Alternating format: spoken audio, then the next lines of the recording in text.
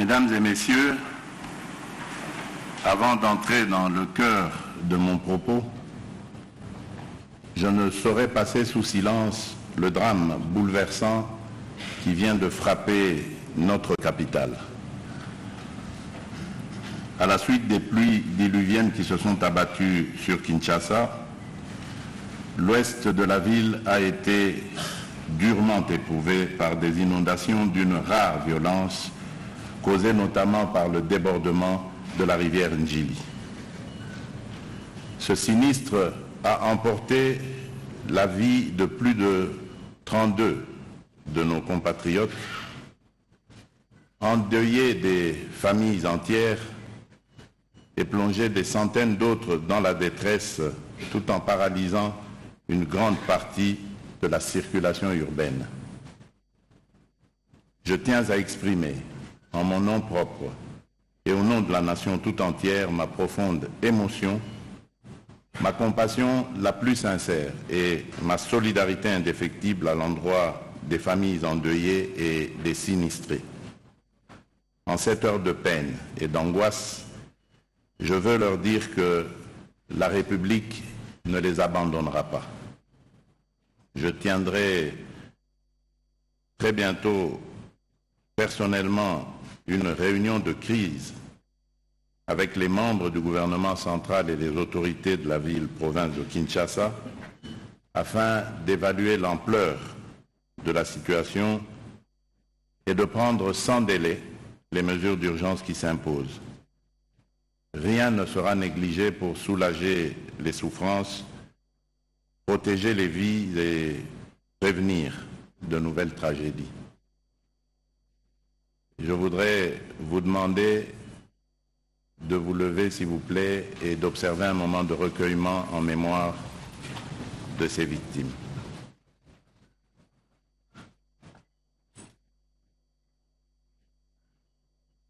Je vous remercie.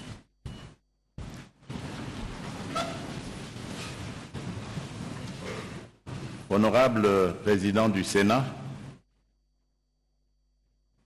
Madame la Première ministre, chef du gouvernement, ici représentée par le vice-premier ministre, ministre de l'Intérieur, Monsieur le Président de la Cour constitutionnelle et Président du Conseil supérieur de la magistrature, Madame et Messieurs les membres du Bureau du Conseil supérieur de la magistrature, Monsieur le ministre d'État, ministre de la Justice et garde des Sceaux, Messieurs les membres des institutions d'appui à la démocratie, Mesdames et Messieurs les membres du Conseil supérieur de la magistrature, distingués invités, Mesdames et Messieurs.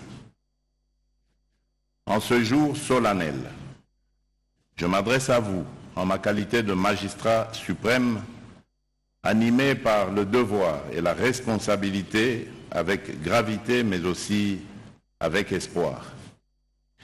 Espoir que cette session de l'Assemblée générale du Conseil supérieur de la magistrature soit une étape déterminante dans notre combat commun pour une justice équitable, intègre et indépendante. Le 15 juillet 2023, à l'occasion de la clôture de la formation de la première promotion de nouveaux magistrats, j'exprimais ma profonde préoccupation face à l'état de notre justice. Depuis mon accession à la magistrature suprême, j'ai toujours affirmé ma conviction que la justice est le pilier central de notre état de droit. Une justice indépendante, efficace, protectrice des droits humains et rassurante pour tous. Notre pays traverse une période critique. Aujourd'hui, plus que jamais, la justice est appelée à jouer pleinement son rôle de protecteur. Les Saintes Écritures, dans leur livre des Proverbes, nous enseignent que la justice élève une nation. Cette vérité biblique profondément ancrée dans notre pacte républicain résonne comme un appel à notre conscience collective. La justice est le rempart contre l'arbitraire, contre les abus. Elle est le véritable gage de l'équilibre social est la pierre angulaire de notre vivre ensemble dans la paix. C'est avec cette foi en la noblesse de votre mission que je vous appelle une fois de plus à renaître, mais beaucoup plus à redonner espoir, à réaffirmer avec courage et fermeté votre rôle de sentinelle de la République. Car lorsqu'elle est entachée de corruption, gangrénée par les antivaleurs, la justice cesse d'être un recours et devient elle-même source d'injustice. Je l'ai dit et je le répète, la justice ne peut être le régulateur vers lequel accourent les citoyens que si elle-même rassure par sa vérité impartiale.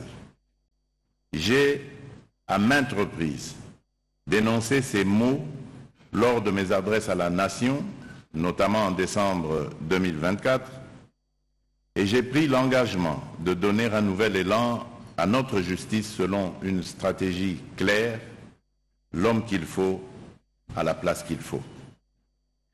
C'est dans cet esprit que je salue la tenue de cette session ordinaire, la première depuis 17 ans. Elle symbolise le retour à la normalité institutionnelle après une longue période dominée par des sessions extraordinaires. Je voudrais à cette occasion féliciter le bureau du Conseil supérieur de la magistrature ainsi que son président pour avoir relevé le défi d'organiser cette session ordinaire qui est aussi particulière car elle suit de près les deuxièmes états généraux de la justice organisés pour évaluer et relancer les réformes entreprises depuis 2015.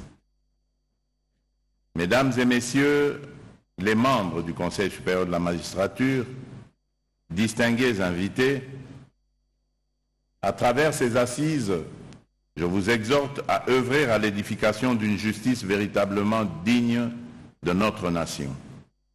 Une justice dynamique et enracinée dans toutes les réalités de notre pays. En effet, face à l'immensité de notre territoire et au défi d'un effectif encore insuffisant, j'ai initié le recrutement de 5000 magistrats civils et militaires. Le deuxième groupe a été nommé par mes ordonnances d'organisation judiciaire du 28 mars dernier. Il s'agit là d'une avancée majeure pour renforcer notre présence judiciaire sur tout le territoire national. Cependant, renforcer les effectifs ne suffit pas. Il faut également améliorer les conditions sociales des magistrats. J'ai veillé à ce que le gouvernement travaille étroitement avec le Conseil supérieur de la magistrature pour doter ce pouvoir de moyens nécessaires, fonctionnement effectif des chambres disciplinaires, indemnités de mutation, primes de brousse, prise en charge médicale et funéraire. Aujourd'hui, je me réjouis de constater que l'assurance santé pour les magistrats est devenue une réalité.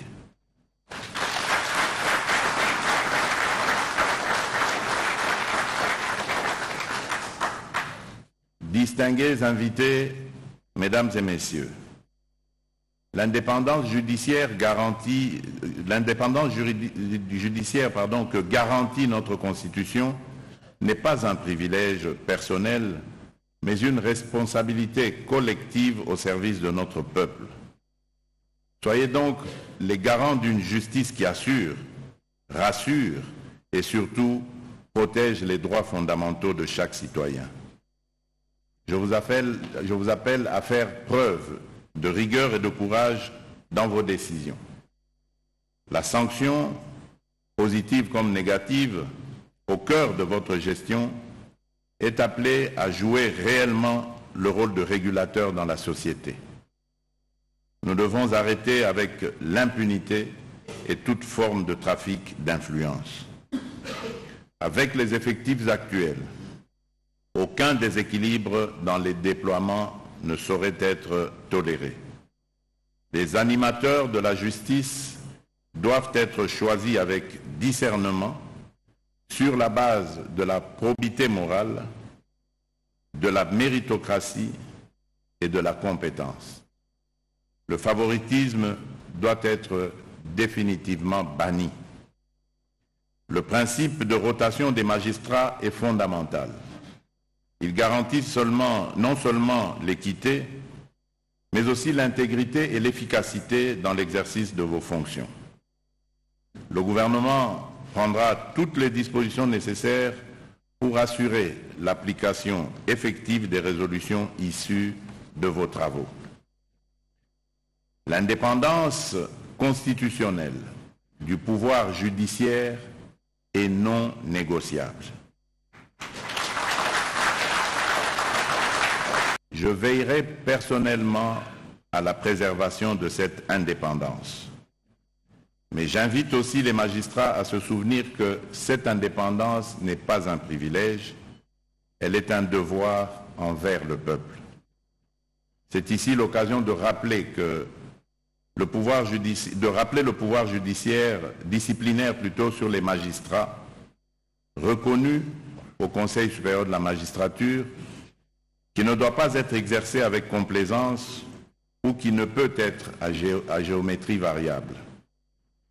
Il est temps de mettre fin à cette notion de double standard au sein de la magistrature, synonyme d'être au-dessus de la loi ou de la... Vous également, mesdames et messieurs du bureau du Conseil supérieur de la magistrature, je vous rappelle que la loi s'applique à tous. Aussi, j'appelle à un partenariat renforcé entre le gouvernement et le Conseil supérieur de la magistrature pour poursuivre ensemble les réformes nécessaires à l'élévation de notre justice. Mesdames et messieurs du pouvoir judiciaire, j'ai foi en votre engagement. J'ai foi en votre capacité à faire renaître notre justice. Que ces assises marquent le point de départ d'une ère nouvelle, celle d'une justice digne, forte et impartiale. Sur ce, je déclare ouverte la session ordinaire de l'Assemblée générale du Conseil supérieur de la magistrature. Que vive le pouvoir judiciaire. Que Dieu bénisse la République démocratique du Congo et son peuple. Je vous remercie.